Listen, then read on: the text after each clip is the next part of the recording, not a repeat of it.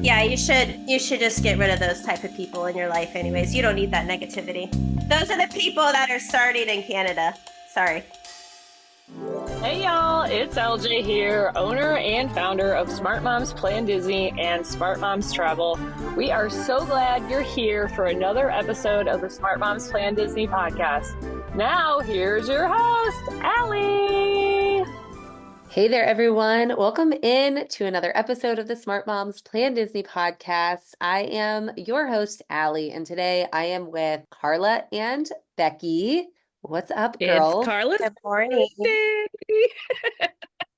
I was going to say, as we are recording this, it's Karla's birthday, and by the time y'all are hearing it, she's already another year older, and her birthday is old news, but as we're sitting here, it is right now happening on her birthday. I mean, she literally started this morning by telling us it's just another day, but I love my birthday, and I don't think you actually believe that. Do you really believe that? I do believe it. I celebrate like the big birthdays like every 5 years. Last year was a big one. It was the big 40, and this year it's just the measly 41. And my husband's given me gifts for the last couple of weeks, so it's not like I have anything really pressing or looking forward to today. For me, it's just another day. I did just get a really nice poem from Allie, which is our team poet. You guys might not know this, but that is her hidden treasure, Secret powers. her hidden talent. I'm good at writing poems. That was my gift to Karla. There was another part of the gift, but honestly, the poem would have been enough, I think. Yeah, It was pretty good. It was really charmy. very charming. If it was very charmy. Yeah, so I don't know. You're going to Disney tomorrow, aren't you? I am. My sister is taking me to Epcot, which is the park we're talking about today. And I actually get to do food and wine this year. Not this year, but this year on my birthday. And I say that because I'm normally blocked out for my birthday because it lands so close to Thanksgiving break that for some reason I guess Thanksgiving's a little bit later this year. So I actually get to go on my birthday-ish. My birthday-ish. Are you going to wear a birthday pin? Yeah. Get like Absolutely. 57,000 Absolutely. strangers telling you happy birthday. I will never be too old to wear a birthday pin or a celebration pin at Disney. Yeah, of course. That we talked about this once before and how jealous I was. I've never been to Disney on my birthday, and you said you go every year, but never for food and wine, so that's exciting. Yeah, it was super cute that my memories popped up the last couple of days from all my birthday trips. And it's funny seeing, do you guys like look back and you see all these great pictures of Disney, but then you have these masks on and you're like, man, if I didn't have that mask on, it would be so perfect. Yeah, for sure. And I was thinking as a podcast team, because you're 41 today, and we've known you since you were 38. I don't even, I guess can't it's even been do that long. Math is mathing. I'm just thinking that we all became super good friends way later in life. And now we've celebrated all these birthdays with you. And Wait. we never get Wait. Did you just say that in our 30s is way later in life? Well, I mean, we didn't grow I up mean, as it kind of friends. Like, we is. didn't like Listen, I still have to have like at least half of our lives ahead of us still. This is not late in life. Well, I'm later in life than I've ever been. You're also earlier in life than you're going to be.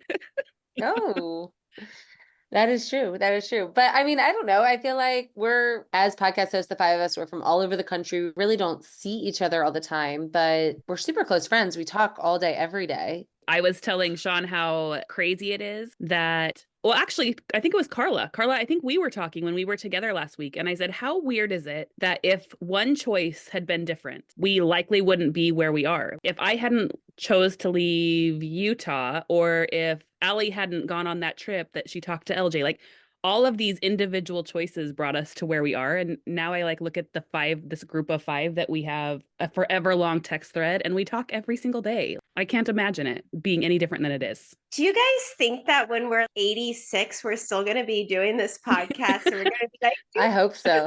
remember? We're gonna yes, we'll be talking fondly about the good old days. I hope when I'm 80, my life is still doing a Disney podcast and going to Disney with friends. It's so funny because I have my friends that I would go to Disney with, and that's y'all. My friends from here at home, I think a couple of them would tolerate me and go with me, but I don't know. When I've taken non-Disney friends from home and tried to turn them into Disney people, it hasn't necessarily gone that well. I tell my kids because they'll like get into an argument with their friend or whatever. I'm like, you have friends for reasons and you have friends for seasons. And it's okay that friendships will change over the years. It's okay for those changes to happen. I definitely have friends that I cannot travel with. I love my friends dearly, and they are well aware we don't travel well together, and that's okay. And it's funny because you find yourself as you move through life in different spots and you crave things that maybe you didn't crave before. And that doesn't necessarily line with the friendships that you have, which is a reason why, 4 years ago, I was just sitting in my room or my house, whatever, peeping on LJ's Instagram, right? And then seeing this group of women all having this fondness of Disney and loving Disney and getting to hang out and go to Disney together and do all these things. And I craved that. And when I go down my friends roster, I'm like, that's not going to happen. So I need to recruit some new friends. And then I signed up for the agency and found you guys. It's actually a wild story. And I feel like we've talked about it on the podcast, just kind of how we ended up being together. But I don't know, just here on your birthday, Karla, I'm thinking about the way that we became friends and the way that we're all from these different states. And, it's one of my best friend's birthday who I never really get to see, who we don't live anywhere near each other, who, we're not getting together on Saturday at the brewery. Sounds great though. It does sound great. We would have so much fun. But here we have this, group of friends and it came to be, and it's just, I don't know, birthdays with y'all make me think that way. And then it made me just keep thinking down that rabbit hole. I crave intense friendship. I'm like, once you're a friend, I'm all in. My wife and I are very much that way. And that's good. There's good and bad to that, but that's the way I friend. I think some Smarties as well. Like some of our Smarties are starting to get to a point where we have regular conversations. It's pretty cool, this community that we are creating together. It's pretty awesome. One of us said something about Stacy on an episode, a Smartie coming in, and she's like, "Why are you dragging my girl? Don't harp on my girl." And I was like, believe me, we laugh about it together behind the scenes. It's okay. It is not elderly abuse, we promise. No, we are good. We are laughing. Part of our magic is being able to talk about one another and know that we're going to laugh about it later. And it's great. All different types of friends. It's awesome to have like my friend group at home, but then I have y'all and we travel together and we're going to be traveling together soon and celebrating birthdays together. It's just really cool. And I love it. Happy birthday, friend. I think every birthday past 40 is a big birthday. I disagree with you. I think it's a big one today. And thanks for spending it with us recording. Absolutely. Here for the people. So for your birthday, we are going to be talking about one of your favorite topics too. Two of my favorite topics. Fair enough, because I was going to say one of your favorite topics, but really two, but also at least one of our Smarties' favorite topics, because we know that everybody wants to talk about dining and hear about dining, experience dining. So we're constantly trying to come up with different ways to incorporate dining and keep dining fresh and exciting for you and make you hungry and knowledgeable when you're listening to the podcast. So we are currently working through table service dining. We've already done, if you haven't listened already, you want to go back and listen. We've done Magic Kingdom table service and Hollywood Studios table service in the same way that we're going to discuss Epcot today, which I know the three of us absolutely adore Epcot, one of our favorite places in the world to be. Part of what makes this park so special is the dining. And so I cannot wait to talk about it. We are going to leave you with a sort of report card at the end by grading each of the restaurants that are in the park we're talking about by giving them different stars. So just like a restaurant could earn a Michelin star, we are starring each of the restaurants we're going to talk about in different categories. The categories will be Remy approved. If they get a star for being Remy approved, that means we approve the menu and the variety of offerings. Tiana approved will mean that the restaurant hits the mark on the quality of the food that you order. Edna Mode approved will be the theming of the restaurant, getting a star. Boo approved will be how kid-friendly is this restaurant. Cinderella approved will be what is the length and pacing of the restaurant. And Lumiere approved will be, does it have an extra spark? Something very extra Disney about it. We'll add up all of those stars and give it a grade. 6 stars will be an A+, 5 will be an A, 4 a B, 3 a C, 2 a D, and 1 an F. At the end, we're going to have a really awesome, easy to understand report card for these restaurants to help you better make your decisions on where to eat at Epcot. There are so many sit-down restaurants in Epcot. We didn't really feel like we could necessarily talk about every single one of them because this would be a 5-hour long episode. So we also are going to do a bit of an eat here, not there as we talk through the park to really give you an understanding of where you should be focusing and what's going to be good about a restaurant once you do focus there. Stay tuned. It's going to be a great conversation. And at the very end, we're going to leave you with a great, easy to understand grading card for the best of the best at Epcot after we take this first short break. This episode of the Smart Moms Plan Disney podcast is brought to you by BabyQuip, the #1 baby gear rental service across the US, Canada, and beyond. There is nothing more difficult for my family with 3 young kiddos than when we are traveling. We're just out of rhythm without our things. We just feel out of step and our kids feel off. It can make our vacation feel so much more stressful than it needs to. With a wide range of baby and toddler equipment available, including cribs, strollers, car seats, toys, and more, BabyQuip helps give us some of that normalcy that our kids crave and we need as parents when we are away from home. When they're happy, we're happy. And by using local quality providers that are often moms, dads, and grandparents just like us and you smarties that are listening today, BabyQuip makes sure that you are working with somebody who understands the needs of your family firsthand. If you need it, they have it. All products follow strict cleanliness and safety protocols and are also insured to give you that extra peace of mind that you need to really enjoy your vacation. With convenient delivery to your location, whether it's a home, a hotel, a vacation rental, wherever you're calling home away from home, they've got you covered. BabyQuip is available in over 1,500 cities, making it accessible. So whether you're heading to Disney World, Disneyland, or another travel destination, BabyQuip will be there for you. With their easy-to-use online platform, you don't have to stress about getting your products. Head to babyquip.com. Use code SMPOD, that's SMPOD, to get $30 off of any order of $150 or more. That's babyquip.com. Pack light, travel happy. All right, so we are going to dive right in. The food at Epcot, Epcot itself is a park that is eclectic. It is digging into culture. It is digging into the food of the culture, kind of as top billing for the park. Do you agree? Yeah. I was thinking when you were talking about the grades we're going to give, that of the parks, this by far has the most dining. So the most opportunity to have really good, but also subpar food. Do you think we're going to end up with any in the D's and F's range? I mean, we have 19 restaurants. We're not going to grade all of them. We're going to grade most of them. But could we end up with an F? I don't think we're going to end up with an F because Epcot is too much about the food.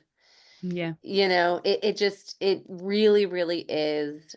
I don't love all of these restaurants. I'm kind of looking at our list and I can see where some may end up falling short. But honestly, I feel like Epcot's going to be one of our best students. Epcot's going to get one of the best report cards overall, is my prediction out of all of the parks. If you're a foodie, this is your park. Yeah, this is the park. Do you think that's true? Or do you think, I'm really torn. Is it Animal Kingdom or is Epcot the park for the biggest foodie? We have both of those left to do. And I heard you guys talking on a previous episode about maybe Animal Kingdom is that. I guess these report cards are really going to show us which of them is the foodie of them. Are these report cards going to have a GPA? Like, which one of them is going to go to an elite college and which one of them is just going to like flounder? I don't know. And looking at the 2 parks that we have left, both Epcot and Animal Kingdom, that Animal Kingdom just in general is easier to wrap your head around, right? There's 4 table service restaurants, and here we have 19. And not only do we have 19 table service restaurants, but most of the year we have festival booths. So to go in as a newbie, okay, you could very easily get overwhelmed at all of these options. If you don't listen to this episode, you could very easily end up, like you said, with a bad meal or a subpar meal or paying a lot of money. Some of these restaurants are extremely expensive. And that would be such a bummer to waste your time and your money on a subpar experience. Yeah, it's a really great point. I think the first thing you want to do when you're getting overwhelmed looking at Epcot, because I think that's what most people, you hit the nail on the head and the reasons why. The best thing you're going to want to do is start to narrow down what type of food is it that you're craving or wanting? You know, my family loves Italian and Mexican food. And so we often will immediately go and look into the Mexico and the Italy pavilions. It's easy to start to narrow down, and we're going to talk about it, but don't just look at it necessarily as a whole. Look at it the way we're going to break down today, and that's going to help it be less overwhelming. Let's start Space 220. It's a banger. It is a headliner restaurant. It is over by Mission Space and Guardians of the Galaxy, that very futuristic area of the park to the left of Spaceship Earth when you walk in. It's good. It's a really good restaurant. What do you think about the menu? We're going to start with the first star here, Remy approval, Space 220. First of all, a little bit more about the experience. You sort of get a boarding pass when you get there. They're very stickler about their reservations. Like adding one is very difficult to do here. You could be the right size party. You get your boarding pass and you board your rocket ship, which then launches you. Like you stand around and it launches you up into space. And as you're looking down, there's a visual that looks like you're leaving Epcot. Like you can just see Epcot getting smaller and smaller and smaller from the vantage point of right where you're standing when you enter the restaurant. And when you emerge, you are in space and it looks and feels like you're in space, which we can talk about when we get to Edna. But let's start with Remy and the experience with the menu and the variety. I feel like they do have a really good variety. You can pretty much find something for everyone here, in my opinion. I also do like that they kind of lean into that space vibe of the food at Space 220. I particularly crave the cauliflower that is the appetizer there. The drinks are amazing. I think the variety is there. Yeah, one of the things I loved about this menu was the detail to the theming, just as you said, Becki, but it was still dishes that we all could find something that we liked. So it was an interesting take on something we already liked. And the drinks were absolutely a highlight for me. I got one that I wouldn't normally get, and it had cotton candy on it, and that would normally be too sweet for me. And it was very sweet, but it was really fun. And it was very spacey. I think that they really went for those out of the world types of dishes, and it kind of reminds me, did you guys ever see the dishes at the Galactic Star Cruiser. Star Cruiser, RIP. that big fail of Disney recently? On the Star Cruiser, remember how, like, I mean, you were just eating out of this world food, right? And I think that they really accomplished that here. I don't love a prefix menu. I don't love being set to one price. I kind of like to have options. So that would be my only kind of miss here. And if you aren't looking for that prefix experience, then you could head to the lounge, which is a different reservation. And I'm not even sure we're going to discuss that, but the menu and variety there is a lot smaller. But I think at the main restaurant of 220 that there is a lot of variety, and I think it's definitely Remy approved. Yeah, it is. I think just the fact that you said if you don't want the prefix, you can go to the lounge. And I know we're talking about the main restaurant, but the reality is if you don't want prefix, you can still have a decent part of this menu and enjoy it. So absolutely, menu is great. You're going to find a lot of things you enjoy, and they did a really good job. The Starry Calamari is my favorite appetizer. I love it. And I think it's really good. Although I will say I'm not the best. I think I would think subpar calamari was good. So I'm worried about my own, I'm worried about my own take on it. I'm just glad you didn't try to order chicken soup. For those that don't know, Karla has not forgiven me for ordering soup at Brown Derby at Hollywood Studios. Chicken soup. But in my defense, a really good restaurant would have a good chicken soup. So I stand by that selection, and I like the food here. I liked my meal. Do you think that the quality of the food you got was good? I never doubted the quality when I was walking away. We've eaten here 3 times, and every single time I felt satisfied. I don't know that I would walk away being like, that's the best meal I've ever had, but good enough that I would say you're going to go and have a good meal. Yeah, Zan got the burger and she really liked it. I got steak. I trust my judgment on that more than I do like on the calamari. I thought the food was wonderful. Portions were kind of small, I feel like, but that was okay. Yeah, definitely Tiana approved. Yeah. Edna Mode, I think this is a no-brainer. This is one of the best themed restaurants on Disney property, from the boarding pass through the launch, through the windows that are looking out into outer space. It all feels very galactic, and then you board your space shuttle and go back down to Earth. I mean, theming is perfect. It really is. It's amazing.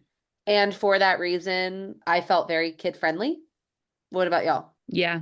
Laker is my baby. He's now a teenager, but even when before he was a teenager, this was his favorite restaurant and still top of list. Every time we're going to Epcot, he asks if we can go to Space 220. That kid needs to like understand budgets. Yeah. Good gracious. The kids menu is just simple. It's kids food. It's mac and cheese and burger and spaghetti, and there's no reason a kid's not going to love this option, especially compared to some of the other restaurants that we're going to discuss Yeah, the today. great thing about the menu for the kids here is that it has all of those things. Like some menus you'll have chicken fingers and salmon. And it's like, okay, well, most kids aren't going to eat the salmon, or at least mine aren't, I'm sure there's a great deal that will. But then it's like, okay, well, chicken fingers it is. But at Space, I feel like it has every kid-friendly option you could think of on the menu. So they're actually going to have something to pick from. So that's great. Buttered noodles are always going to be a hit. Mac and cheese, chicken tenders, they've got it all. So perfect. The next Cinderella approved length and pacing. This is where it might miss the mark for me. This prefix meal is very, very long. I think it took us almost 2 hours. Interesting. I hadn't really thought about the length of it until you're saying that. Realistically, it is a longer meal, but I never felt like I was waiting. Like it felt more like an experience than a meal. I can definitely see what you're saying, it taking a long time though. I wonder tell me what you think, because do you want to give it a star because it gives you an experience and that's what's great about the fact that it's long? Or is it too long and it's taking up too much park time? I feel like it is taking up a lot of park time, and I almost feel like it deserves more of the Lumiere extra spark because it really does. You're going, what is it, 220 miles above Earth. Part of the process of getting up there and even getting seated is what's adding to that time. It's not like you're walking in the door and sitting down. It definitely is an experience, and it definitely is going to take a chunk of your day. I don't think that length and pacing is necessarily a negative thing. I agree that we don't have to mark it like it's not going to get a perfect score, because I feel like when you are experiencing this type of restaurant, you do want to take your time. And there is a reason that you are choosing to sit down at a table service restaurant during your park day. And especially in this setting and with these food options, that I don't think that it's necessarily a negative thing, but it does take a little bit longer than, your basic table service. And rightfully so, it deserves that.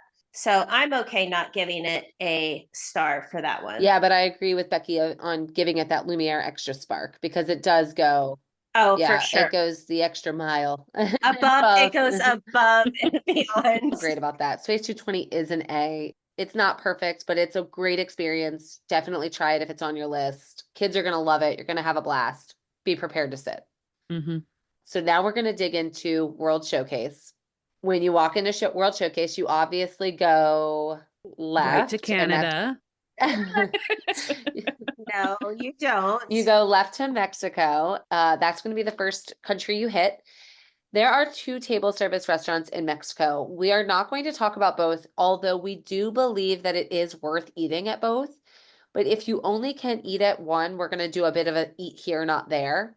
The 2 restaurants are La Hacienda de San Angel and San Angel Inn Restaurante. So La Hacienda de San Angel is the smaller restaurant that's connected to the quick service restaurant on the water. And then San Angel Inn is the restaurant that's inside the pyramid, which is the biggest structure there in Mexico. Both are great. The cheese dip at La Hacienda is to die for. So good. Both of them. Mm-hmm. They have it at both. Yeah. Yeah. The queso. The view at La Hacienda out over the water, so good. Great option. But we're going to talk about San Angel as the eat here, not there, because you're in Epcot and it's in the pyramid. And it's very, very special to go inside that pyramid. So if you're only picking one to eat at and you want an Epcot experience, it's going to be San Angel Inn for your reservation. For sure. It's overlooking the most remarkable ride in all of it's neat.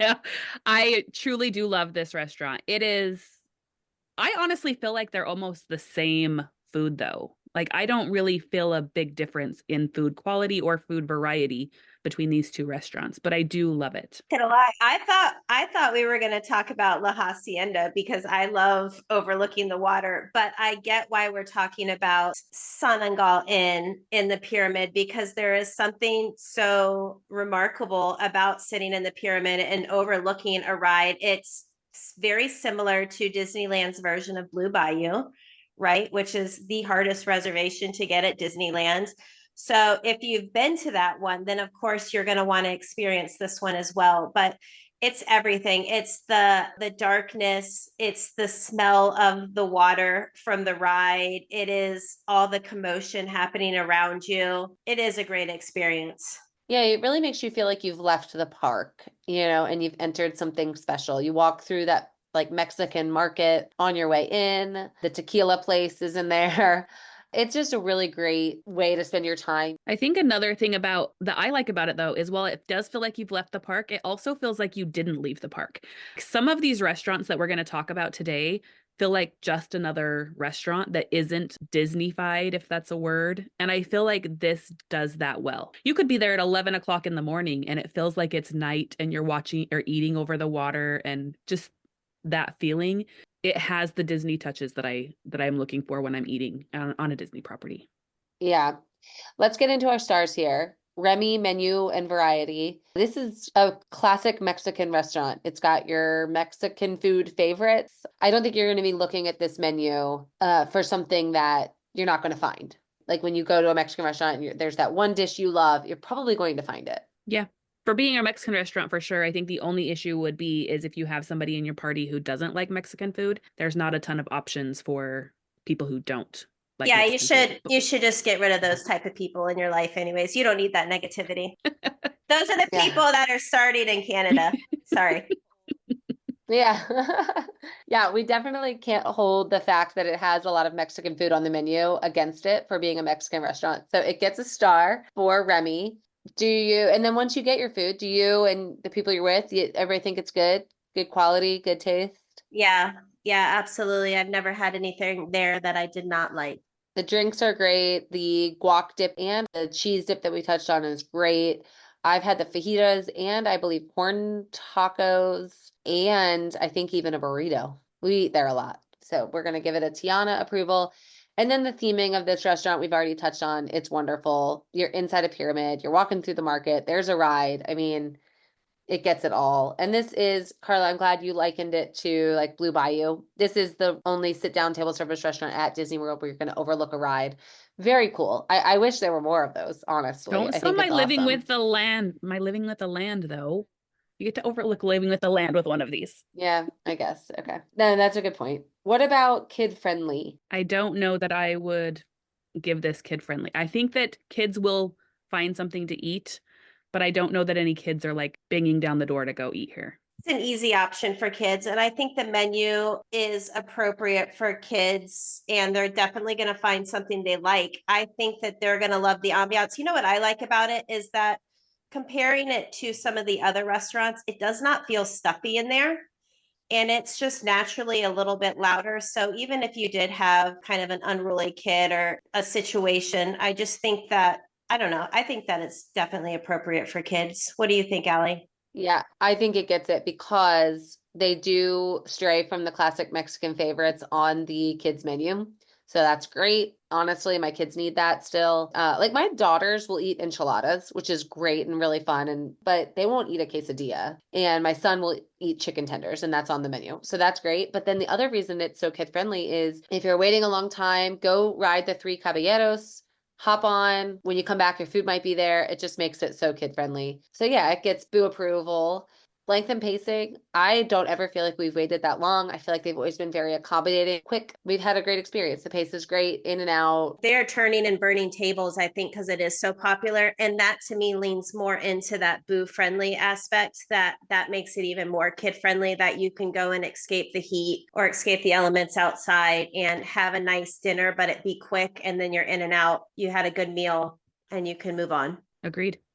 Lumiere. I think it's special being in the pyramid, being in that setting, being next to the ride. So I definitely think that that's that little extra spark. Wow, that surprises me. I did not see that coming. I love it, but when we're being very objective in that way, like that's pretty awesome. I mean, the only reason this wouldn't be an A+ restaurant is if you don't like Mexican food. Then you're not going to pick this restaurant anyway, and you're going to pick something else. But if you do like Mexican food, you're going to have a very Disney experience. You're going to be happy. You're going to have a variety. You're going to get a margarita. So That's awesome. I stand by this. It's great. Okay, keep walking through World Showcase. We hit Norway, where Akershus, the Royal Banquet Hall is located. Different menus, breakfast and later in the day meals. It's a character meal. It's one of 2 character meals at Epcot, and it's one of only 2 big princess meals in all of Disney World. I think Storybook Dining with Snow White can kind of be considered princess dining, but there's only one princess there. 1900 Park Fair has princesses, but this is a princess dining, right? So that alone makes it pretty cool. And princess dining for all 3 meals. There's a lot of times when you won't necessarily have a character at every single option of the day. My little princesses, when they were little, loved going to this meal. They loved it even better than the castle, ironically. They loved the experience here. We've eaten there again. Breakfast is awesome for us. We've tried the lunch and dinner. It doesn't hit our palate, but I don't know that that necessarily means that the variety isn't there. What do you all think? Your kids are going to want to go there, but then the menu might lean more toward a mature palate, which makes it a little bit difficult, and why we lean toward breakfast as well, because it just hits classics that we're used to. Maybe that's not great mentality. Maybe you're in Epcot, you want to be more adventurous, but breakfast is the safest meal. And if you're using the Disney dining plan, it's only 1 meal credit. So that's good too. But I don't know that we can hold the menu variety against it. Norwegian food? Right. Like it's in Norway, right? So we probably can't hold that against it. So, I mean, I think it has a great menu that leans into what it is.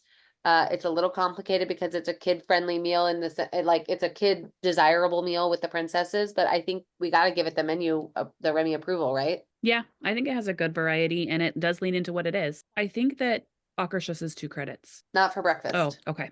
Yeah, breakfast, it's 1. That's why I said if you go to breakfast, lunch and dinner, it's 2, but breakfast, I believe, is still 1. So that's good. But then Tiana food quality. Can I just break for a second? I feel like all of these different buffets all throughout property always have peel and eat shrimp. And I don't know how you guys feel about that, but peeling and eating shrimp and then smelling your hands all day long. Oof. Why? Disney, please take, Yeah, give me not some good. shrimp cocktail that's already peeled, I guess, but I don't want to peel and eat shrimp at any restaurant, at any park on Disney property. I just had to throw that in there. That is the most, that of all the things on this menu, that is the most random thing that this item doesn't fit, right? Like one of these items doesn't go with the other. This is it. And this is always the thing that they put in as it's like this universal thing that everybody loves, peel and eat shrimp. Great, but not at a theme park. Yeah, I was to say, then you walk around in like 90-degree weather and then that smell. Yeah. Yeah. I think the menu gets an approval, but I don't know, like breakfast we had there was good. It wasn't like the most memorable best meal. Breakfast at Trattoria on the boardwalk was better. So do we think the food quality here? I mean, I don't want to hate on it because it's just not my palate. So I would lean to the 2 of you to be tiebreakers here in the food quality conversation. I dare say that I have the same feelings. And so with that in mind, Karla, does it lean into something that you enjoy? I've never been there. And that's simply because I passed my princess prime of life and because I look at this menu and it doesn't appeal to me. Gosh. I think we're going to skip it. Yeah, because I think the reason you go here is for the princesses more than the food. I agree. What about the theming? How royal do you think it feels in there? To me, it feels like old castle princess. It does not feel like royal. I think that it's princesses there clearly, but it's more like, is it a cottage? Is it a cabin? Is it, or it's definitely not a cabin. Is it a castle? It almost feels medieval to me. Yeah. You know, you think about the experience of eating in the castle with the princesses and the theming there. And this feels almost like my local restaurant trying to recreate the castle meal at Disney World. The Temu version of Cinderella's royal table. Ooh, that's harsh, but we're going to skip Edna too. I think when you're thinking about princess dining, Cinderella's royal table and Storybook Dining are both superior options. But if you have a princess, I don't know. Yeah, I would probably pick Storybook and Cinderella over this if I'm looking to eat with princesses and maybe even 1900 Park Fair. But I don't think that that means this one isn't kid friendly. You know, it maybe it wouldn't be my top pick, but I do really like it. And I do think it's a great way to meet princesses, although at Epcot the princesses are out and about everywhere. So you also maybe don't I need. was gonna say. Yeah. So I do think it's kid friendly, of course, because it is a princess meal, but I would lean again here, though, that if you're looking to take your little princess, breakfast is probably going to be the best option. yeah, I for sure do think that because I just think it makes the most sense on a lot of levels for this restaurant. And then the length and pacing is good, like all character meals. They're rotating you through pretty quickly. They're bringing the food pretty quickly. They're making sure that they're turning all the princesses through all the rooms. And I remember when we went, did the whole princess walk around the restaurant with the clapping, and that was great. And you felt like you had a good experience, but not in a massive amount of time. So I think as far as length and pacing and character meals go, it hits the mark. And then that leaves us with extra spark. Does a character meal being a character meal automatically qualify it for an extra spark? I think it's its only spark. True. Yeah, I agree. But I mean, we gave it Boo points for characters. We gave it Cinderella points for characters and the pacing of getting them to you. I don't know that it can get 3 stars for characters alone. So I think it ends up with 3 stars total, which is a C. And I think that's okay. Yeah, and there's so many other options in Epcot. I think that it definitely fills a place for some families, but it's not the best that Disney has to offer. Yeah. And because there are so many good food options in Epcot, I would urge you to find a better food option. True. Okay. So that brings us to China, the sit down restaurant being Nine Dragons. Becki, you talk. Okay, so Nine Dragons is right as you're coming out, that transition from Norway into China. It is that building that you're walking past. Often if the line is really, really long for the Frozen ride, it's going to be running in front of the Nine Dragons restaurant. My kids, 2 of my 3 kids, love this restaurant. It is Chinese food. So when I was talking before about feeling like you're having a Disney experience, I don't know that Nine Dragons gives you that experience. It just feels like you're eating at a Chinese restaurant. However, if you need a place to sit down, you can almost always get walk up. The food is delicious. The wait staff is so, so incredibly kind and attentive. We have never had a bad experience at Nine Dragons, and we eat there often. So if we're looking at the menu, it has everything that you would want in a Chinese restaurant. I'm looking at the menu right now and it all looks delicious. Yeah, and it is. It delivers on, I mean, I think we can go ahead and give it the Remy and the Tiana star because the menu is full and the food is good once you get it. As far as theming, that's going to be an interesting because Yeah. are we leaning into like this feels like a Chinese restaurant? But good gracious, could it have been the Harryhausens or make it a theme that is more Disney-fied? It just feels like a Chinese restaurant. I don't know But that I it. think you have to take into account that it's in the China pavilion, and that's exactly what it is a Chinese restaurant. I don't think that the different pavilions want to Disneyfy the culture. True. You know, and I actually like that it's not that. I actually like that you see Milan in the gardens out front, and that's your Disney touch, but then you go in for a more authentic experience than an animated one. And very similar food to the quick service that's right next door to it, but I would say a much more elevated experience sitting down at Nine Dragons. And like I said, really, really great service. My kids love it. Do your kids love Chinese food? No. Interesting. My kids will eat rice and my girls will eat some like sesame chicken and maybe some orange chicken. Like they'll eat it, but it's definitely not going to be their pick. And I'm not going to be the first one to jump in and say that this is a boo approval. Yeah. I don't see a lot of families going to Disney with their little kids for the first time and going to sit at the authentic Chinese restaurant in the China Pavilion and the kids being like, that was great. I'm inclined to skip boo approval. Yeah, I'm good with it. But what about the pacing of the restaurant? It's honestly among the best pacing we ever have. If you want to sit a little longer, we've never been rushed out, but every time we've gone in and wanted to just like sit down and eat, they go at our pace. I really have nothing negative to say there. Yeah, I think the pace is great because it's not a really popular restaurant. Like you can usually always get a reservation or walk up. And so you're not going to be, as you said, rushed. And they're not going to take a bunch of your time. It's gonna kind of be tailored to whatever you need that day. Hmm. If you're trying to eat a good meal between lightning lanes and you want to sit, it's a good option. Or if you need a break and you just want to sit for a while, you're going to be able to. So the pacing is sort of yours, which is nice. But I think beyond that, it's just a really good Chinese restaurant, which is awesome. That's what you expect Hmm. in these pavilions is good, authentic experiences. But I don't think it has an extra spark outside of that. I agree. And then that gives Nine Dragons 4 stars, which is a very respectable B. Hmm. And I feel good about that. I do too. And then you're going to keep walking, and that's going to take us to Germany. So, Beer Garden Restaurant. I am surprised all the time when I'm doing dining reservations for the clients that book with me, how many people want to eat here. This is a very popular choice from families that I work with. And as somebody who has very strict dietary allergies, Beer Garden is my favorite place in Epcot for that purpose because you walk in and they give you an allergy menu because this is buffet style and you are going to know exactly what things on the buffet you can have and no struggles at all for people with allergies. This one's really hard for me to talk about because I know that it's popular and I know that it is good and that people love it. But German food and beer in general, not necessarily my palate, not my go-to. The next country is going to be my jam because I'm going to pick red wine 100 times out of 100 over beer. So I'm really interested for y'all's takes here. If you love the grapefruit beer that you can get in Epcot, you can get a liter of that grapefruit beer in this restaurant, and it is so fun. We have so many pictures of me and Sean having this massive grapefruit beer.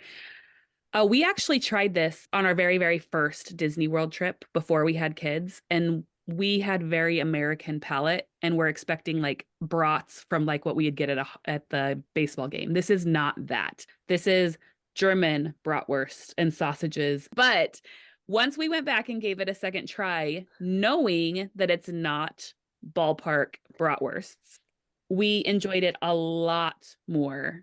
And this is going to lean into a very different palette. The sauerkraut, Schnitzels. yes, the schnitzel. Their beer cheese, is it soup or I don't know if it's soup or if it's just what you dip your pretzel bread in is amazing. And their desserts, oh, I'm like, my mouth is seriously watering thinking about it. Mine too. Mouth Mine's is starting to water watering too. and Allie's gagging. Mine's watering in that way before you throw up, you get like Oh. that, like weird. I think it leans into German cuisine. And again, you're not going to go here if you don't like, you're not going to go here for the ambiance and the experience. You're going here because you like German food. And if you don't like it, you're not going here. But the menu definitely leans into that. It has your schnitzels, your sauerkrauts, your, sausages. It has the three S's. Pretzels, which is all I'm getting. It is what it is. So I think that, the variety's there if you like German food. My worst nightmare is somebody taking me to Epcot and making me eat a sausage with sauerkraut. This is the how are we ruining your day moment. This is what Allie is having for lunch. If this is not your jam, then it definitely is a place that you're not going to find a lot of options, but the food quality is so delicious if that is what you're looking for. I have to say, I have a very good friend that I've taken to Disney a couple times, and she lived in Germany for 2 years. And so she loves to go here and she says it's very good. It takes her back to like when she lived there, and she is a big beer drinker. So she loves to go get just a beer, and I sit with her reluctantly every time. So from her perspective, I can respect that this would get a Remy and a Tiana approval, I guess, through her eyes. Amen. It is so good. It Uh, is so good. yeah, the theming, I mean, it feels really just cafeteria to me. No, you get the performers that are performing the bells, and it's so German. Live performers. Like But don't you think that's the spark? Don't you think that that's an extra spark? I suppose, but you're like walking in and it feels like you're walking into a German castle. Okay, well, if it couldn't get a star for theming and extra spark for the live performers, like you have to pick one, which star does it get for the live performers? Probably extra spark. No, I think I kind of think it's I theming. think the performers are part of the theming. That is like at every Hofbrauhaus German restaurant. I agree. I think it's theming. What about how kid-friendly this place is? No, sorry, Becki. Not a kid place. I'm going to agree with you on that. I It's mean- not a kid place. Yeah. I mean, kids can go. I want to be clear that all of Disney is pretty much kid-friendly, but like this is not, we want to knock it out of the park for the kids selection. No, Like, you're this going here for is- a liter of beer. Yeah, exactly. Exactly. And that's respectable and fine. But we're not going to give it a star for being exceptionally kid-friendly. Pacing is fine Yeah, you get to go at your own speed, really, because it's buffet. because it's a buffet. Mhm. Yeah.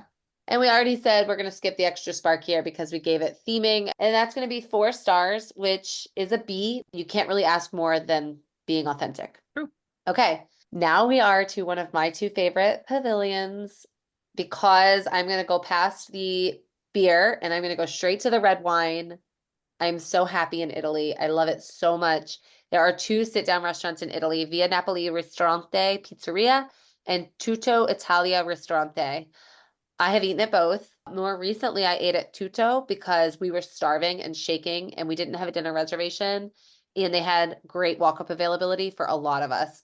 I just want to throw it out there that it's decent Italian food. I hate to say it's not great. It was fine, honestly, but we had good walk-up availability and I think that that's important to know. I think that's common, but we're going to do an eat here, not there, and we're going to talk and rate and grade Via Napoli instead. I think just the fact that you can get a walk up, because Tutto, I also did on a walk up, and that says something. Like, it's the place that is available when you need a place. So it's the lesser of these 2 restaurants. Definitely Via Napoli is far more popular. It's a much harder reservation to get. I would venture to say it's one of the more popular restaurants in Epcot. In fact, one of our Epcot previous episodes, when we were drafting, nobody drafted Via Napoli, and we got so much flack from our smarties that none of us chose Via Napoli. I gotta go back and listen. What did I draft? You do need to go back and listen because you forget that I won that draft. No, you didn't. Oh, You weren't on no, that you draft. didn't. The Epcot draft? It was Stacy and No. me and Allie. That was You when were she on was the, wanting to party in the back of the UK pavilion. Yeah, Which she draft did drafted- I win then? 'Cause I don't think definitely you ever won. wanted. No. Yes, I have. Yeah, she has. I don't remember which one it was, but she did win a draft. Pretty sure it was Epcot. It definitely was not Epcot. If you haven't heard our draft episodes, you have to go back and listen. And apparently, I need to go back and listen because I don't remember what restaurant I drafted. And don't spoil it. I'm going to go back and listen, actually. But Via Napoli is our family's goat. I mean, we go there all the time. Listen, this is such an easy place to eat with families because of one thing, and that's called pizza. And you can get the giant sheet pans of pizza. They're fairly expensive, but they're feeding 4, 5, 6 people, depending on how much you're eating. I don't know. I think it's kind of a no-brainer. They also have your classic Italian entrees, your fettuccine alfredos, that type of thing. But you go here for the pizza. They have this giant wood burning oven. It's kind of the backdrop to this restaurant, and that's just what you go there for. Yeah. The pizza is perfect. I mean, it is wood fired, delicious. But they also have some pastas on the menu and salads that are good. And you think that pizza's expensive, but even if you bought a $40 or $50 pizza, splitting that among 4 people, that's still cheaper than anywhere else you're going to eat. Absolutely. Absolutely. And they have individual pizzas, but if you did that times 4, you're way overpaying for what you could have just ordered the family style. Yeah. We're going to give it the Remy approval because it has those pastas and you're in Italy and people are going to want those and the salads. But when it comes to Tiana, it's tricky for me. I do ultimately think we're going to give it Tiana because the pizza is to die for. Delicious. I do just wish that the pasta wasn't like an afterthought. Do you think the dishes are delicious? Are the pastas homemade there? Are they making the pastas right there? Or, I mean, what do you I doubt it. Yeah. I doubt it. I think it's a pizza place and they have these other items on the menu to make it an Italian restaurant, but you're going there for the pizza. I will say the quality is great if you're ordering the pizza. I've never ordered anything other than the pizza there. Yeah, so Tiana, I think it gets it, although I do just want to say go for the pizza. The pizza is so good. The pasta is fine. So I with hesitation will give it Tiana as long as I say that. And then the theming, I don't know, you guys. I think that the stoves are really, really cool, but is that enough to count for theming? The ovens are awesome, but I really don't think so. I do think that this is one of the more kid-friendly restaurants at Epcot because it is a pizza place and most kids like pizza and you can get it custom. So if you have a kiddo that's a little odd like mine and says, I don't like cheese on my pizza or I don't like sauce on my pizza, like I think you can customize it in that. I don't like pizza this week. Yeah, I don't like pizza this week. I do think it's definitely a kid-friendly place. And then the wood fire ovens, they cook the pizza pretty quickly. So I think it's fair to give it good points on pacing. We used to have before we moved, we used to have our own personal wood fire oven and we would just wood fire pizzas, like turn them out 30 seconds, and it was awesome. And it's kind of like that. They come pretty fast. But I don't really think outside of that, it has an extra spark. Something's pulling people there. It must just be the pizza because they really were up in arms about us not drafting it. Yeah, I think it's good pizza in the middle of the Italian pavilion with good wine. And I don't really think that you have to dig deeper than that to figure out why people want to go there, you know? Sure. But that gives it 4 stars, which is also a B. And I'm noticing a trend here on restaurants in World Showcase being authentic to their country, and so maybe there's something to that as well. So Becki, that moves us on to Japan. And I want you to talk. There are 3 restaurants. So we're going to do an eat here, not there, but talk about why. Yeah, there's 3 restaurants. And notice when you're walking around World Showcase to get to Japan from Italy, you walk through the American Pavilion. There's no sit-down table service in the American Pavilion. However, our quick service is worth listening to talk about what's happening in the American Pavilion. They're going to be in the American Pavilion, Chili's. Yeah. A Chili's and an Applebee's right next to each other. In Japan, there are 3 restaurants and they are all just kind of right there together. We're really going to lean in to the teppanyaki restaurant, which is, I'm sure I say it wrong because I have my Utah accent. How would you say it? Teppanito. I don't know how you say it, but the teppanyaki restaurant. Hibachi. Hibachi. Should we say the other 2 that we're going to rule out and then talk about Teppanito?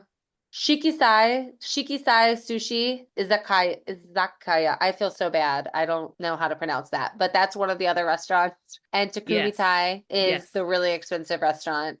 It's not even open every day. Really, when you think about Japan, I would say Japan has 2 common restaurants. That Shikisai is the sushi, and it's just the other half of Teppanito, which is the teppanyaki style restaurant. Yeah. Let's talk about Teppanito because that's going to be the one that we say eat here, not there. So we have family style table that's open. You're facing your hibachi grill, just like any other teppanyaki style restaurant where you're going to be sitting around a table. They're going to be cooking right in front of you, creating the rice, creating a snowman out of your onions, leaning into Disney touches with it. However, I don't know if all teppanyaki restaurants have that big fire wow, or if I've just always missed it. And I don't think that they do that here. They do in all of ours. Did they? Mm-hmm. Like the big, right when your meal starts, it's a big fire explosion. Yeah, and I've had that every time we've ever gone to a teppanyaki restaurant, but I've never had them do the fire at this restaurant. Call it teppanyaki. Teppanyaki. I call it hibachi. I call it hibachi too, but every time we've ever talked about this restaurant on the pod, Becki has always said teppanyaki, and I just always assumed it was just a word I don't use because we say hibachi as well. It must be a Utah thing. It could be a Utah thing. Ours, do you not say hibachi, Becki? Hibachi is a style of cooking, hibachi grill, but teppanyaki is the style of food. I'm going to do research on this. But when they have the big flame, I've never gotten that flame. And so I don't know if they skip that at this particular restaurant or anyway, the food they cook right in front of you and they are cracking the eggs and they're using the little skillet things. It's going to be entertaining. It's delicious food. The teriyaki chicken is my favorite, my go-to, but I also love the vegetables that they prepare right there on the grill. Do you think that this can have a star for Remy approval menu? Because my son, if we go here, he's going to get a scrambled egg. Interesting. He's not going to be able to order off the menu most likely. I think we take that star away from Boo approved, but I think it is your usual everyday hibachi menu. And for that, we can't take stars away for being what it is. Do you know what I mean? Yeah, okay, that's fair. But I'm just saying my son's going to get scrambled eggs. The word teppanyaki is a Japanese word that is a style of cooking on an iron grill to cook your food. That is teppanyaki, What y'all. is hibachi?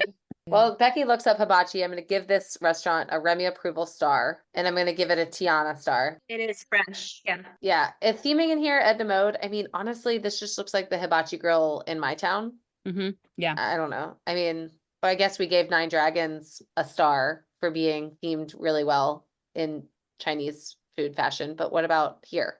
It is what it is. Like, I don't know that I feel like of these two restaurants, other than walking up to the high plank theme, like balcony overlooking, I don't know that the restaurant itself feels overly themed. I would say China's is probably better themed. Yeah, I agree. And I don't think it's very kid friendly. I guess in what way are you thinking kid friendly? Kids will be Well, entertained. because my son is ordering, well, but that's extra spark, I think. I Okay. think the chef cooking and doing all the acts and making Olaf and Olaf melts and Mickey and all that, like I think that's extra spark. Yeah, I mean, I don't think they're gonna be grilling up chicken tenders on the flat top. They're not. Yeah, they're certainly not. And so I think it can have Lumiere. And I think the pacing is good too, right? Like you sit down, you order, they come, they cook it, you eat. And so I think that's fine as well, although it is a very heavy meal. Like I just think hibachi in general is a very heavy meal. Yeah. And kids' meals. The kids' meal is also going to be like steak and Right. salmon and yeah. Right. So I can see That's what what you're I'm saying. saying. Yeah, I get that. So I think it doesn't get the boo approval because it's harder to eat, but it can have a spark for keeping them entertained. I like that. Because it is a very fun experience and the chefs are great. They have a lot of fun. They do a lot of cool things. So that's also going to give that one a B. And I'm going to give you guys like serious shame for this. It's called teppanyaki. Like teppanyaki is I what know. it I is. was just thinking that. I know. I was just thinking teppanyaki, teppanito. Yeah. It's not a Utah thing. It's a weirdo thing. Yeah, we're going to take another break. And before we hit the Friend Like Me segment and hear from other travel agent friends that are just like us that you may want to add to your social media feed, make sure you are following us in your social media feed on Facebook, on Instagram, wherever you find yourself scrolling. We are there. Make sure you join our communities and participate and help us out there, as well as check out our Patreon community, because the best way to help us is to join our Patreon community where you can dig into a deeper conversation, as well as get that monthly guide that's going to make you even more of a Disney planning pro. And leave us a 5-star review. That is truly the best thing you can do for us right now. If you love this show and the things that we have to say, and you want us to be able to keep doing it. Recently, Amanda R. 1982 wrote, I started listening before our first trip this past February, and I still listen weekly. My oldest, who is 10, listens with me frequently and inspires conversations for planning our next trip. I love that. We talk all the time about our relationship with our kids. And if we are aiding in sparking conversation and helping you relate to your 10-year-old, that is beautiful. Love it so much. Thank you for sharing that. So take a listen to a Friend Like Me. Don't fast forward, because these are people you want in your feed. They're fun and they're adding Disney love to your life. See you on the other side. All right, Smarties, we know you're here because you're super into Disney or planning a trip. If you're going to plan a trip soon, you have got to follow our friend Casey over at Disney with Casey on Instagram. She's been to Disney like every month for the past few years. She knows all the ins and outs of the parks, the resorts, and everything you'd want to know. She's a total Disney expert, and as a travel agent, Casey can book Disney, Universal, cruises, pretty much anywhere you're dreaming of going. So hit up her Instagram at Disney with Casey. You get to follow along with all of her travels, her fun family moments, and even her super cute Bernese mountain dogs, which I absolutely love. Casey's Instagram is a fun place to be. Tag along with all of her adventures while dreaming of yours. That's at Disney with Casey on Instagram. All right, friends, if you're looking for a fully personalized Disney vacation with stress-free planning, you may want to check out our friend at facebook.com/travelwithConni. That's no E on the end of Connie, or you can find her link in today's show notes. She gives you a free Walt Disney World guide with tips to get the most on rides with the shortest wait times and how you can get to and from every place you need. It's all on her Facebook page. She's always willing to learn more. She's always going to Disney, and she's always up to date on what's new. So check her out at Travel with Connie. Okay, we are back and we're in Morocco. We are talking now about Spice Road Table. Karla, I believe you're a big fan of Spice Road Table. I am a fan. I recently just experienced this for the first time with my daughter. It is Mediterranean flavors, very spiced forward. Something that I do really like about this restaurant is the setting. It is over the water. Everybody sits and they have a view of the water. Your table is literally facing the water. So that's nice. I think the menu is pretty well rounded for what it is. Again, leaning into that Mediterranean, Middle Eastern flavors, very flavorful. This compared to some of the other menus in Epcot, I think that this is just very flavor forward and I really enjoyed it. I agree. I'm so glad you said flavor forward because when we're talking about is Epcot the foodie park or is Animal Kingdom the foodie park, it's situations like this that make me feel like Animal Kingdom falls in that. You know, they're all very flavor forward with spices and unique offerings like that. And I love Spice Road Table for that same exact reason. I think it's a very particular type of food, you know, like not everybody likes that type of spice, but gosh, if you do, the variety and the quality, star.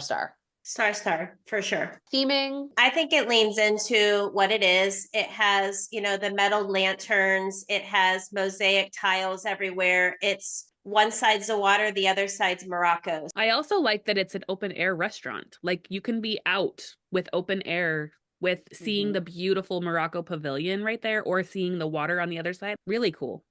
the views are great and I love a view, as most Smarties know. Yeah, I'm totally fine with that. This is not where I would want to go with my kids. No, I agree. London's a pretty adventurous eater, but the kid menu, I don't even remember I'm sure they did have a kid menu, but it was probably pretty slim pickings. I definitely don't think it leans into a kid-friendly environment or menu. Yeah. And then the Cinderella pacing, fine. Fine. Pacing's fine. You're sitting in an enjoyable spot, as we've already said, and you're eating at a very acceptable pace. And so pacing is good, but nothing extra outside of that, right? If it gets it doesn't have a big Disney spark. You are truly going there for the Moroccan food experience. The only reason I would consider giving it a spark is that it is fireworks viewing and it's part of the fireworks dining package as an option. But anybody that is dining there, if you're dining at the right time, you have a table on the water with a view of the fireworks and you can hear the music and see everything. And for that, I would give it an extra spark. I actually agree with you. I actually didn't even consider that, which is really silly. I think you're right. If you time it well and you don't have to necessarily book it as a fireworks package. They just take the first 2 rows that are literally on the water, but all the rows behind that, like I said, have visual of the fireworks. And I don't know, that's when we did it and I loved it. I actually agree with that. Becki, are you good with that? I'm good with that. I think if you want to guarantee yourself those front row views, then book yourself the fireworks package, but great insight, Karla. Just the fact that it has the option is cool. Mm-hmm. So that's actually going to give Spice Road Table an A. Okay. That's going to move us right into France, France has 3 restaurants, Monsieur Paul, expensive, La Crêperie de Paris, and Chefs de France. Definitely the more popular, more prominent restaurant in the French Pavilion is going to be Chefs de France, which is the one we're going to talk about today. That's going to be our eat here, not there. Although La Crêperie, they have a walk-up window. That's more French anyway, to walk up and get a crepe and, walk and eat it. That feels a little bit more French authentic to me. So I wouldn't skip that totally. I just wouldn't necessarily do the sit down there. But the 2 of you just last week, as we're recording this, ate at Chefs. So what do you think? How was it? I was pleasantly surprised. When I went to France, I was not a huge fan of the food. I basically just had baguettes everywhere we went because I wasn't a big fan of French food in general, but you do get a baguette at the beginning of your meal. When we walked in, we were actually among the very first to get to go into this restaurant. And so getting to see the windows overlooking the France Pavilion, people walking by, there were squirrels outside of our window. I don't know, like maybe it was just Disney magic happening and my company was really awesome. But I was pleasantly surprised as I had kind of avoided this restaurant for years at this point. This was like my first experience. I think the menu itself leans into all those classic French dishes. Your beef bourguignon, which is what Becki had. I had the roasted chicken. I mean, it's all very classic French and it feels very, very much like you're in France eating at a cafe, whatever. I was going to say a restaurante. but that's the wrong language. I had those same feelings, but the menu itself, I did the prefix meal and Karla did not. And this was really cool that you got the option to do one or the other. I thought that that was a really good variety to choose. So, like I got a glass of wine and app, which was delicious. It was, I don't even remember what it was. It was French food that tasted good, but I don't know what I was eating. Oh, you know what the real winner was, and Allie needs to go there just for this, is the French martini with the lime foam. And like a berry. So good. Ooh, I haven't had that. So good. I thought you were going to say Allie has to go there for the French onion soup. I think it was just onion soup, not French onion soup, but I had that and it was delicious. I had it as well. We actually did it's just Zan and I, and we wanted just like a little pick me up, and we were in France, and so we did a little walk up, and they actually could seat us, and I just had a glass of wine and the onion soup, and it was really great. We didn't do a full meal, but it was delicious. So I star. Yeah, star. Tiana and Remy, menu and quality. Theming, meh. It's kind of the same thing with some of the other ones. Like it very much feels like a French bistro.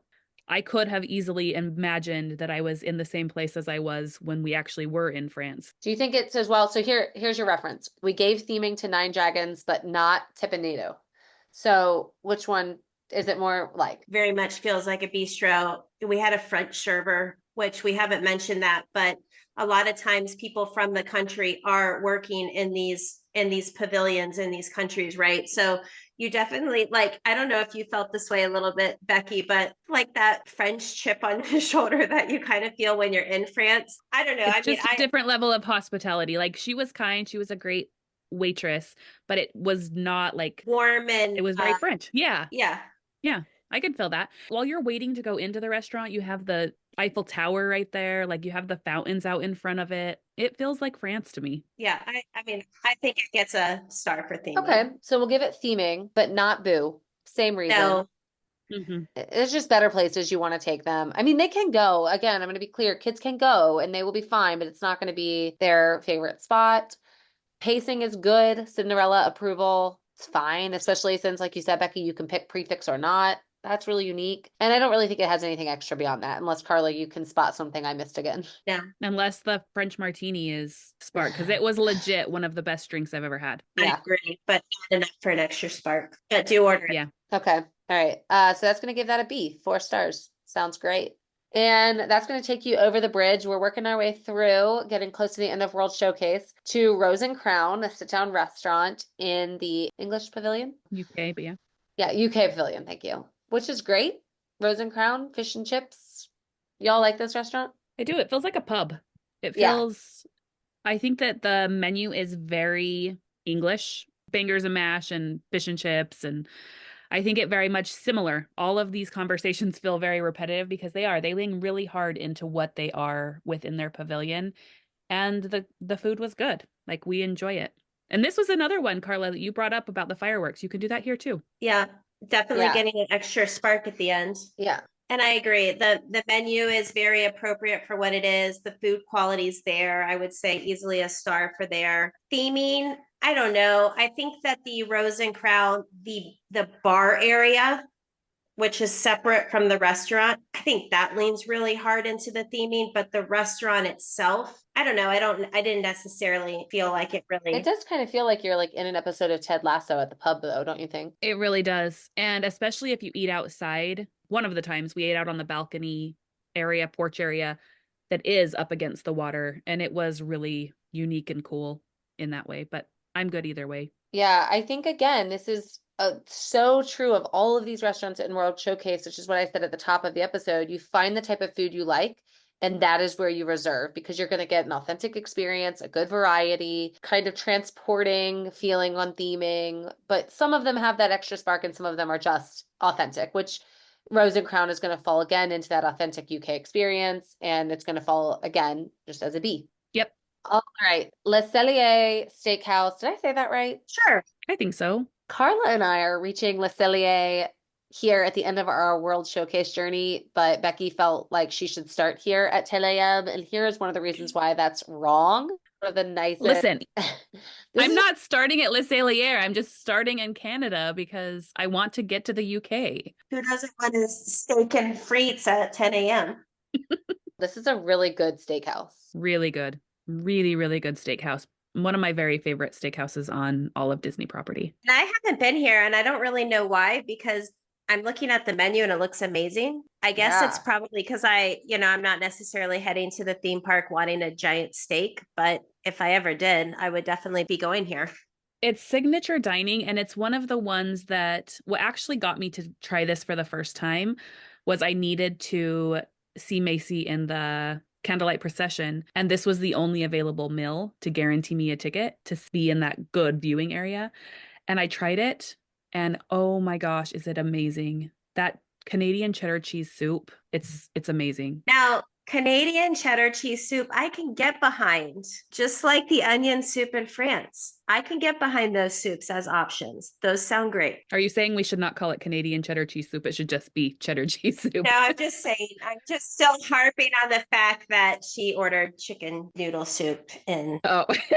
I Okay. still can't get past it. This was a me problem. This is a me slam. I get it. It's fine. But I think this is a great restaurant if you have like an anniversary celebration or grandpa's birthday, like something special you're celebrating at Disney World, head to this steakhouse because Sure. like if people ask me, we want a really good steak, this is always in my top 3 that I recommend. So I'm gonna give it star, Tiana and Remy. And no surprise here, so far every restaurant has gotten a star in both of those categories at Epcot, which is such a food-focused, food-forward park. Mhm. Theming, it's very fancy, Very fancy. but then you're not really dressed up. You're in your theme park attire a lot of times. In your flip-flops and tank Yeah. top, eating a 28-ounce steak for 2. I don't know. Yeah. So, I have a hard time with theming and I don't even know what a Canadian theming really is. Like, are there maple leaves everywhere and moose heads? No, it feels like a steakhouse, but rustic, kind of. Okay, well, let's Yeah. not give it a star for that. yeah, and not boo. So it's definitely going to get menu and variety and quality and pacing. Pacing is good, right? So I don't know. Does it get a spark? Does it have a spark for being fancy? Probably not. It's just a really good steakhouse. And if you're looking to celebrate, you should go there. Otherwise, I don't grade it over the top for anything else. No, which is crazy that this is essentially going to get a C because it is an amazing steakhouse, but that's what it is. It's a steakhouse. Yeah, because it's not weighted grades, so we can't give it extra for. I mean, it could get an extra spark for having some of the best steak on property, and that might help No, elevate I the mean, grade. I think it based on how we're rating these, it's making all the marks in what a steakhouse should. Food, pacing, quality, those are all there. I don't think Right. you're going to a steakhouse for anything other than really the quality of your steak. I think that that's most important. I just don't want a C on our report card to deter people from going there. So it's like I want to give it a Lumiere or extra spark for having one of the best steaks on property. Well, then let's do it. I'm worried that we're gonna like give our report card. People listen and they go where we say, and if they see No, Les Cellier, I'm being serious. I say let's do Yeah. it. Like if it's that good of a steak, because we get that question all the time. Where's the best steak on property? yeah, they do. And this is the restaurant we say. And I just worry that if we give it a C, people are going to think we're either lying or they're just going to avoid it and No, take it as a C. I'm totally fine giving it a star for that. Yeah. So it's going to let it Because be it a B, doesn't which deserve to be a C. yeah. And I think that's how. Okay. It got extra credit. So that's going to lead us out of World Showcase and now back into the front of the park. But now we're over the opposite side of Space 2. Inside the Living with the Land pavilion is the Garden Grill restaurant, which is a bit of a polarizing restaurant on this show. Menu and variety. This is family style, right? Yes, Garden Grill is family style. They bring you a plate of food. You know what this feels like to me is a character version of Thanksgiving. Yes, it feels like a character version of the Liberty Tree Tavern in Magic Kingdom. And it's delicious food, but you get to meet Mickey and Chip and Dale, and it's in their little farmer outfits. It's so cute. Dare I say this should have been the restaurant option in America? Yes, you should say that. I just said it. Yeah. It's a good take. I don't disagree with that. Dare I say the menu is fine and the variety, but the quality is subpar. Which Uh, I've never eaten there, but the fact that you say that and the food is literally below you and you're like, look, you can see it from the restaurant. I mean, technically you can't see it from right there, right? But you are over the food that is being grown in Epcot. And for you to say the quality is not great is actually surprising to me. Quality probably is better than I'm saying. I don't think I'm being fair, to be honest. I really do like this food. Like I look like Liberty Tree though. If you are a person who enjoys a Thanksgiving meal, not meal, Nil. a meal, then you are going to enjoy this meal. And the kids are going to enjoy it because it's macaroni and cheese with goldfish crackers on the top of it. Like it's good food. Maybe that's the reason why I wanted to not give it quality, because the goldfish crackers with the mac and cheese is just like not for me. But it can be for You my could kids. ask for your goldfish crackers on the side. Gross. They did not grow the goldfish crackers below me, below where I'm eating. So I don't know. I mean, the theming is cool. The restaurant rotates in a circle, which is really neat. And there are characters, and you can see living with the land. So the theming probably gets marks for all of that. So on display for everybody else to see you. You're You like are. rotating, you're the show. I don't know that it goes fast enough though that people even Does like it? you wouldn't even really know that you're moving other than your scenery is changing as you're eating your meal. Yeah, you're not gonna like get motion sickness spinning while you're eating. Like it's a very slow rotation.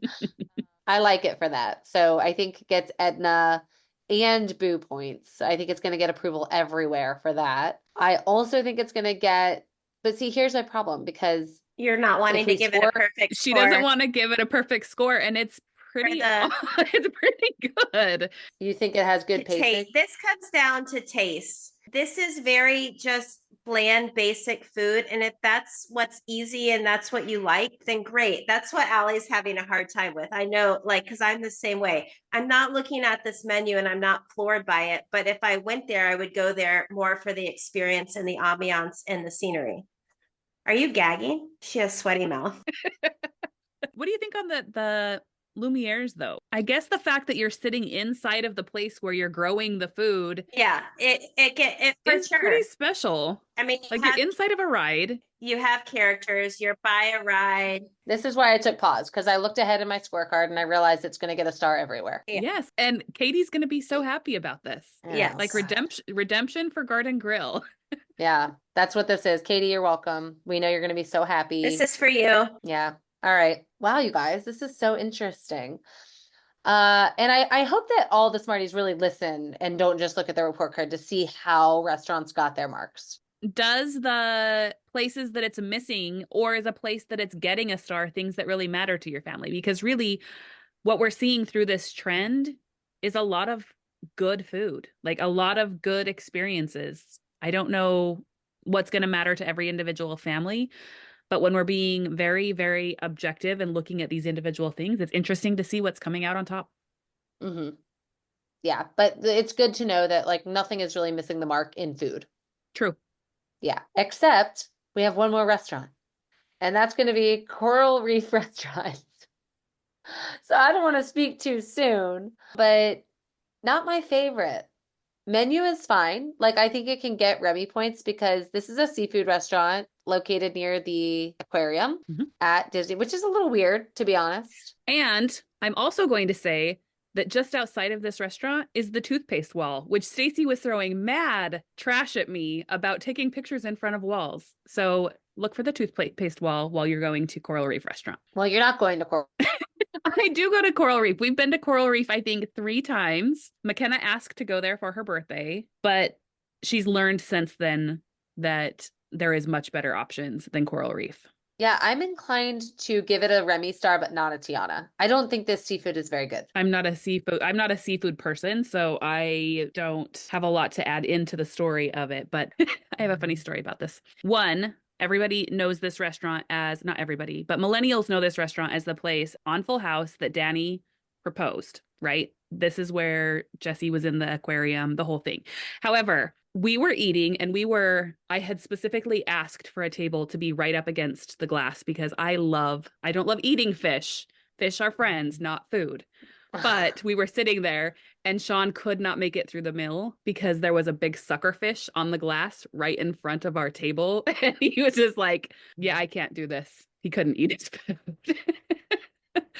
Oh, Funny. I like that. It's weird, right? Like eating the fish with the fish. Is that Yeah, weird? it kind of is. That's why that sucker fish was staring you guys down like, you better not be eating my friends. I think the theming is good because you have the big glass wall and the fish, and like that's really neat. But like, I don't know, kids like that, but I don't necessarily think of a seafood restaurant as. I wouldn't say that this is boo friendly. I think that, or boo approved.